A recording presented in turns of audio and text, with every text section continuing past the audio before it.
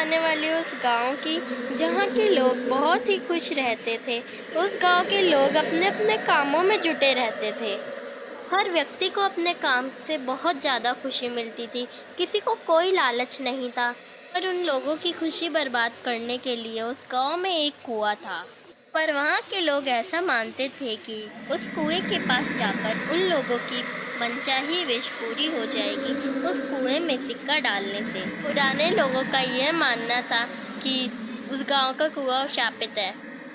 हमारे गांव में एक परिवार आया जिसमें 3 लोग रहते थे। जब उन लोगों को कुएं के बारे में पता चला तो उन लोगों को थोड़ा अजीब लगा, पर उस औरत के पति और उनकी बच्ची को वो बात बिल्कुल बकवास लगी।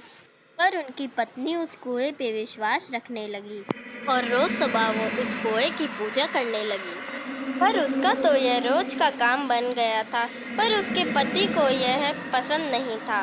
वो जब भी घर में उस कुएं की बात छेड़ती थी तो उसके पति को तो बहुत ही ज़्यादा गुस्सा आने लगता था और बेटी के मन में काफ़ी सवाल उठते थे। एक दिन उसकी बीवी उस कुएं के पास गई। उसने कुएं का ढक्कन उठाया और सिक्का डालकर विश मांगी। उसने कुएं के पास जाकर कहा कि वो 1 लाख की लॉटरी जीत जाए। घर आते ही उसने देखा कि वो सही में ही एक लॉटरी जीत चुकी है, 1 लाख रुपए की। वो बहुत ज़्यादा खुश हुई और उसने उस पैसों से एक नया घर खरीदा, वो भी अपना।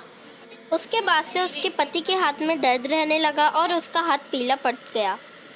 उस औरत के अंदर इतना लालच था कि वो दूसरी बार भी उस कुएं से विश मांगने आ गई।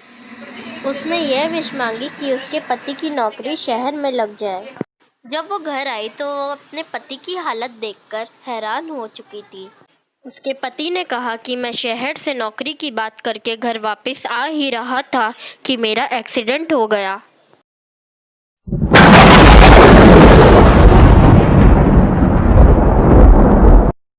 वो अब बिल्कुल सही हो गया था और वो ऑफिस जा रहा था।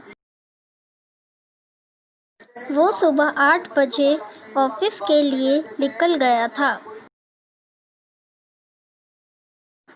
उसके पीछे से उसकी बीवी कुएं के पास गई और उसने एक विश मांगी।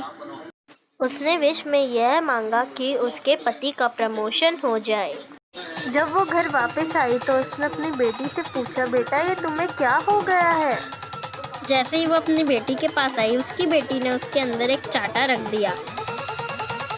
उसकी माँ ने तुरंत अपने पति को कॉल किया और सारी बात बता दी। तुम्हारी बेटी के अंदर एक भयानक आत्मा है।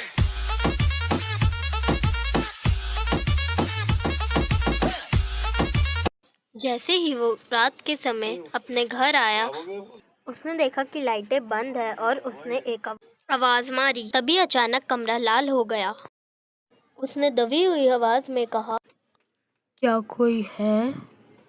तभी उसकी बेटी आई और उसने मम्मी को नीचे फेंक दिया और अच्छा है कि वो खड़ी हो गई और बच गई। वो दोनों अपनी बेटी को लेकर एक बाबा के पास इलाज कराने के लिए गए। उन्होंने पास से देखा कि बाबा अकेले थे। वो उनके पास आए। बाबा ने उन्हें कहा, बैठिए आप। वो बैठ गए और बाबा ने कहा, जल्दी से अपनी परेशानी बताना शुरू कीजिए।